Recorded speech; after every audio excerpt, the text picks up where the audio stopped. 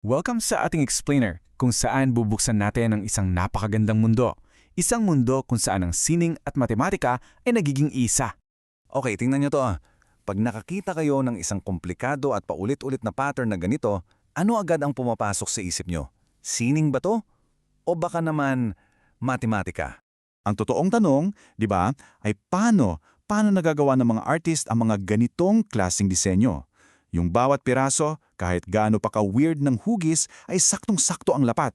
Walang-wala talagang space. So halika, subukan nating isolve tong puzzle na to.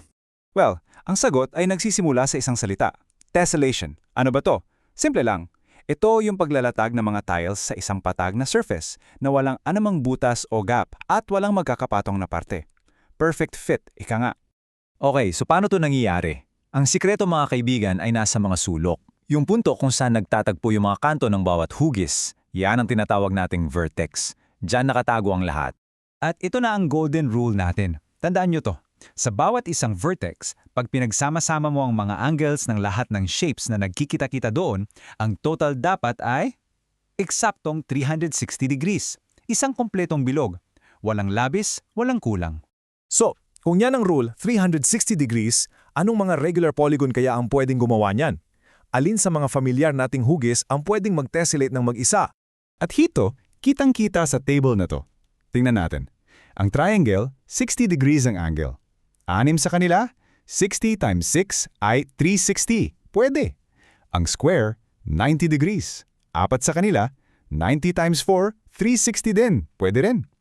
At ang hexagon, 120 degrees. 3 sa kanila, 120 times 3, 360. Pasok. Pero, anong nangyari sa pentagon? 108 degrees yung angle niya. Walang number na pwede mong i-multiply sa 108 para makuha ang saktong-saktong 360. Kaya sorry Pentagon, hindi ka kasali sa club. So dahil dyan, dalawa ang pangunahing klase ng tessellation. Una, yung regular tessellations. Super simple. Isa lang sa tatlong magic shapes na yon ang ginagamit. Puro triangles, puro squares o puro hexagons. Yung pangalawa naman, ang semi-regular tessellations. Dito na nagiging exciting. Pinagsama-sama na natin ang dalawa o higit pang regular polygons. Tulad nito, di ba? Octagons at squares magkasama. Pero teka, may isa pang rule, lalo na para sa mga semi-regular. Ang pinaka-importante, dapat consistent. Kung ano ang arrangement ng mga hugis sa isang vertex, dapat ganun din sa lahat ng iba pang vertex. Walang pagbabago. Pag nagbago yan, sira na ang buong pattern. Okay, so paano naman tayo makakarating mula sa isang simpleng square papunta sa isang komplikadong isda na perpekto pa rin nagfi-fit? Dito na pumapasok ang henyo ng isang artist na si MC Escher. Paano niya kaya ito ginawa? Ang ginamit niyang magic ay tinatawag na transformations sa geometry. Isipin niyo ito na parang mga galaw lang.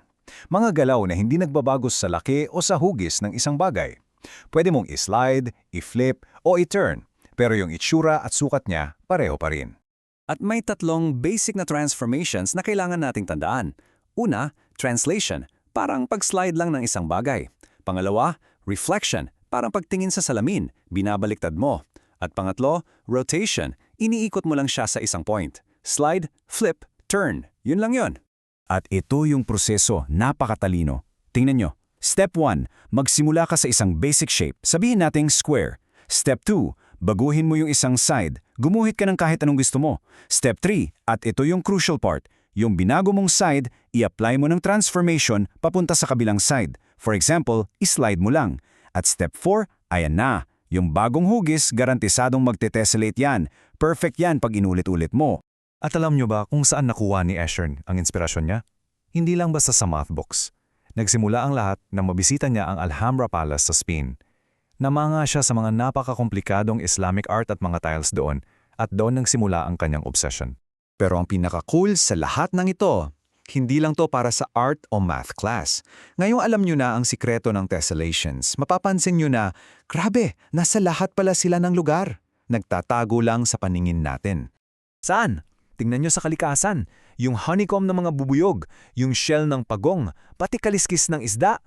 Sa architecture, nako, yung tiles sa sahig ng bahay nyo, yung pagkakaayos ng bricks sa pader. At kahit sa technology, yung mga grids na ginagamit sa 3D modeling at computer graphics, tessellations yan. Sila talaga ang hidden blueprint ng mundo natin. So, heto ang iiwan kong tanong para sa inyo. Ngayong alam nyo na ang mga rules ng larong to, anong mga bagong patterns ang makikita nyo sa paligid nyo mamaya? Subukan nyong maghanap. Siguradong mamamangha kayo sa matutuklasan nyo.